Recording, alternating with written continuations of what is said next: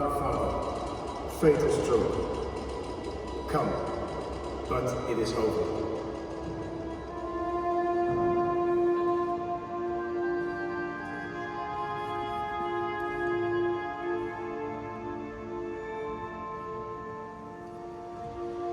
My dear Theo, there have been days that none of us will forget. Life isn't long for anyone, and the question is just to do something with it.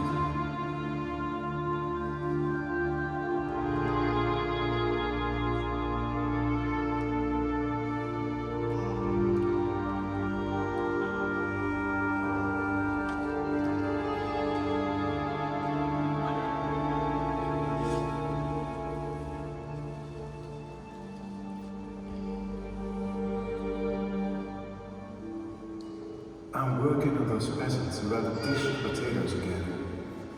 I've gone out to visit them, and back at home, I continue painting by lamplight.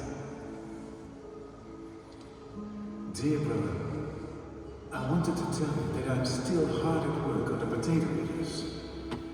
I've started it again on a new canvas and painted new studies of their heads. Also changed their heads a great deal. Above all, I'm doing my best to put life into it.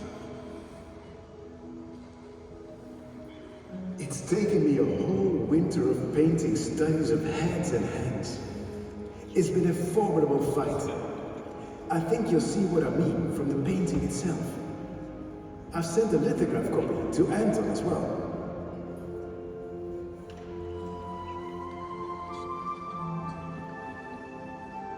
Finally, here's Anton responding. My dear Vincent, you'll agree with me that your painting can't be taken seriously. You can do better than this.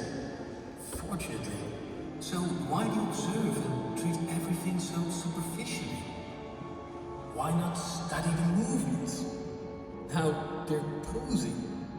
And that coquettish little hand of that woman in the back. How untrue.